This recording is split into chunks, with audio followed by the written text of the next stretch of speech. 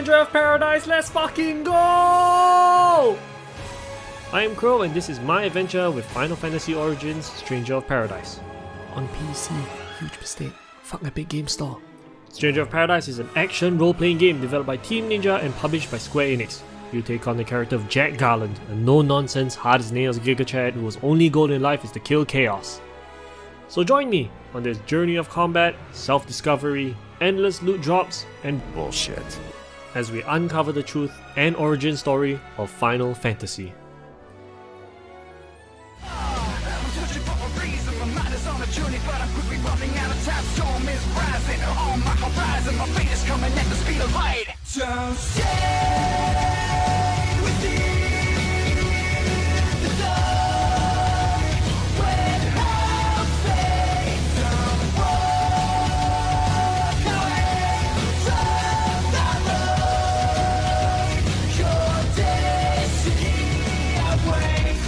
Like the chains of a prison cell, cutting deep through the skin and my dignity. I find myself, I lose myself. So, as per an action RPG, people would buy this game for, action.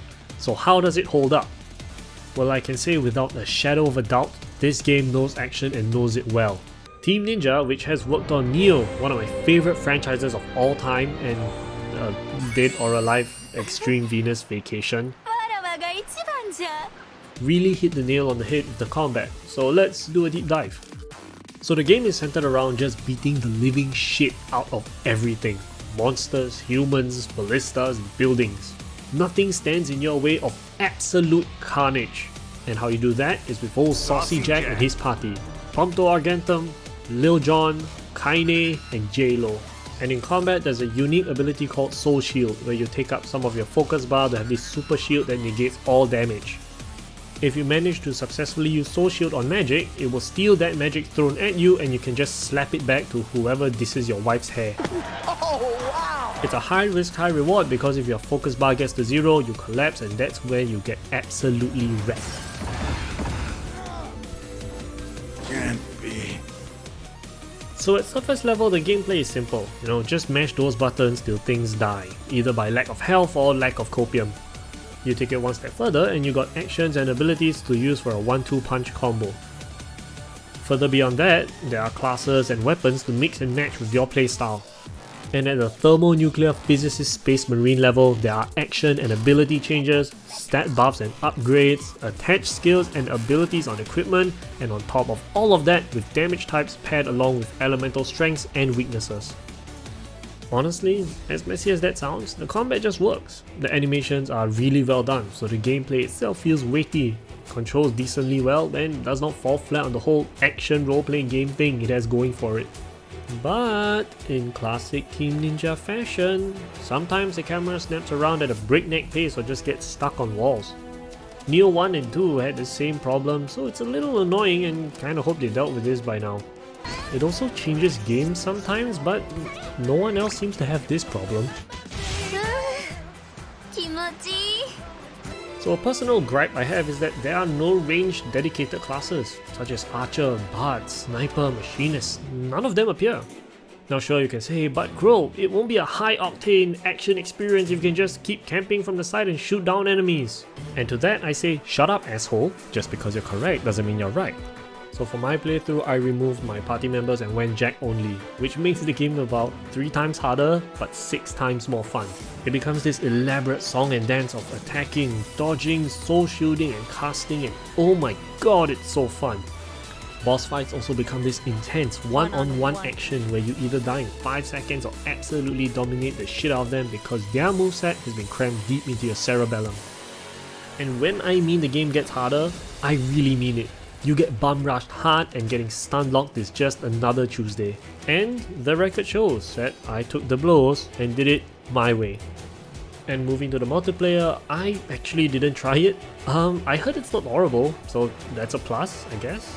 So I personally can't think of any massive problems with the combat because I am absolutely biased to this style of action role-playing game and just pressing buttons activates the dopamine in my monkey brain, so good enough for me.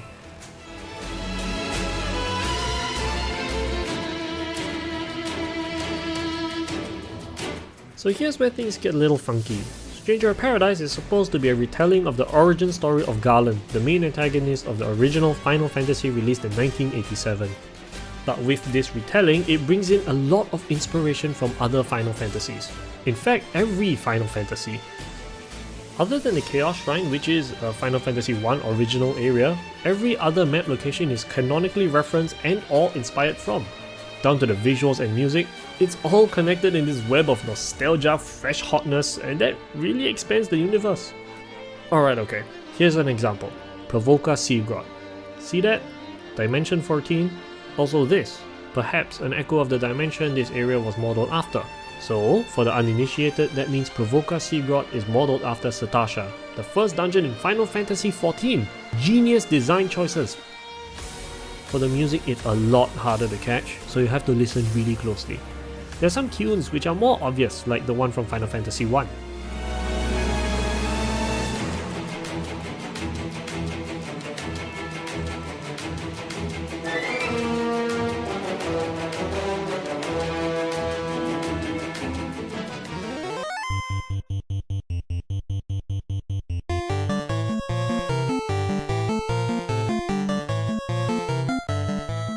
But then there's this one from Final Fantasy XV which is a lot harder to catch.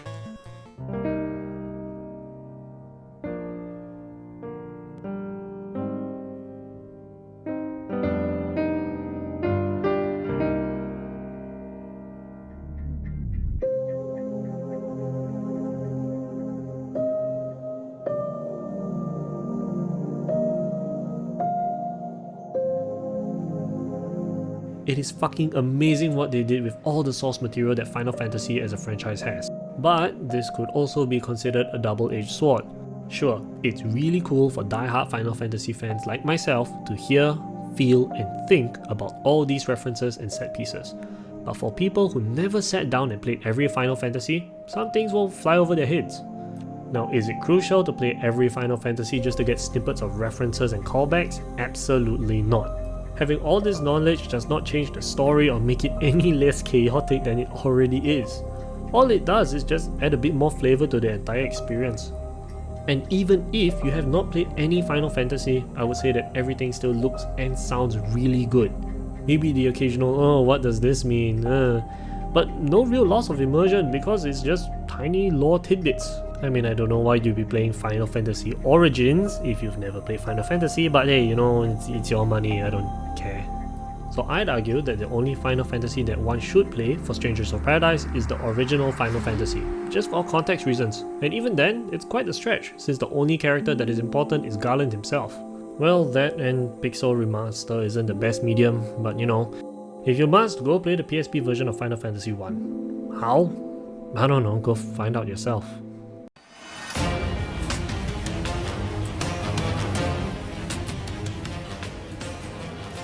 Now, I would love to talk about the main party and the genius writing behind them and the story, but first is a major shout out to the English voice actor for Jack. This guy, Motion Melvin. Give this guy an Emmy, an Oscar, a Nobel Peace Prize and a Hollywood star cause this motherfucker has some range. He goes from, oh Princess Sarah, I want you to have this, to I don't give a fuck who you are. It's over. Dust. Chaos. You're dead. It's over. Go to hell. Dead. Editor's note. The neighbors came to tell me to shut the fuck up, so that's only gonna be one take. Sorry, neighbors. Now, everyone in the voice acting department did amazing work. Honorable mention to Alejandro Saab, who voiced Jed. Stellar job, honestly. It's just that Motion went beyond the star's voice performance. Big love to him. If it's not obvious, a massive narrative is definitely not what this game is going for. But what's interesting to me is character development. See, the idea is that Jack, Jed, Ash, Neon, and Sophia are blank slates at the beginning of the game. They get back their memories from being exposed to the black mist, and their personalities from their original lives slowly resurface. And through the game, you can see personalities develop or return to them, depends on how you want to see it. And you as the player also start seeing the underlying plot that has been hiding in plain sight this whole time. But if you are a Giga genius, you would have already caught on a long time ago from the hints that the side characters give out in some of the dialogue, but hey, not everyone can be this generation's Stephen Hawking. Except me, because I caught on. Trust me, I definitely caught on early. And at the end, there's this incredibly satisfying cutscene with all the main characters gathered together talking about plans and the future of Cornelia and the Lufenians, and it wraps everything up so nicely. And then they throw in some post-credit scene a la Marvel that makes me wish that Stranger of Paradise gets a sequel. But we all know that's never gonna happen. But DLC is being made, so that's a plus. Putting aside some cringe lines and weird dialogue, because honestly no one talks the way Jack does, it's always a treat to see these characters interact with each another, grow, develop, gain trust, which will definitely not be broken under any circumstance. The writing, I hope, is not to be taken super seriously, because it's that perfect level of writing where you can only sit there and smile at these bozos as they try to talk. Alright, let's go! Super quick summary. Stranger of Paradise is a well-designed combat system that fuses both the monkey part and Stephen Hawking parts of the brain to create a symphony of balls-to-the-wall action. Being able to switch classes, weapons and skills mid-combat adds a lot of flavour to customizability and gameplay. And playing solo or with party members work either way, but I like playing solo a lot more.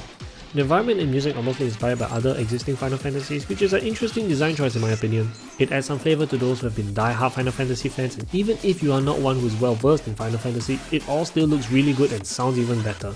Motion Melvin and Alejandro Saab are fucking gods, and I hope they watch this video.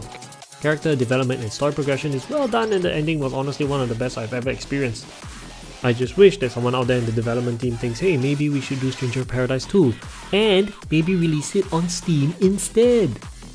Man, these are tiring to do. Now, do I think this is Game of the Year, blowing past Elden Ring? Absolutely, I am biased, but it's only because Stranger of Paradise resonated to me in both a gameplay and emotional standpoint. And I hope that Team Ninja keeps up the good work, announces Neo 3 and gives me that SSR Neo Tango outfit I've been trying to get for weeks now. Now, looking back at my experience with the game, I can only describe it in one word. Chaos. Everything this game is going for went above and beyond, way past the skies to the realm of the gods. The combat is close to perfect, the environments, music and callbacks are all so well done, and even the story, although not the main focus of the game, managed to deliver this satisfactory ending that players of the original Final Fantasy can truly appreciate. All of this just meshes together to this massive ball of chaotic energy called Jack Garland that I absolutely adore. Alright, thanks for watching and have a safe journey.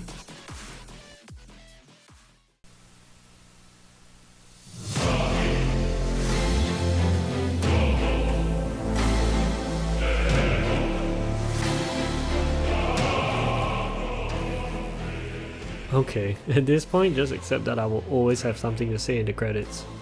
Sorry this video took so long to make. Close to around 8 months of no uploading. It's a mix of lack of motivation and personal life stuff that I couldn't get any video out. I was planning to make a Dark Knight primer for Final Fantasy XIV, but I kinda just lost motivation for that, so I scrapped the entire thing. I was also planning to work on a video on Monarch. I don't think I want to continue that because it's a tactics RPG, it's kinda hard to make a video about that. And as always, I always do appreciate people who watch and talk to me about the shitty content I make. I just hope to entertain people for however long these videos run. I'm also trying out new editing style and writing style, so please let me know what you guys think. Oh, and one last thing, if you guys play Final Fantasy XIV and on the Elemental server, I run the Crow's Nest Adventurers Tavern in Thornberry. It's a deep RP place that I try to open every weekend or so if you see the party finder up, please do come by. I tell stories and give out self-made quests, so if you have nothing to do on the weekend, do come by. Okay, so I'm gonna go play Dota or fucking jump off a building for using Epic Games Store. Bye! Make sure to like, comment and repeat a joke!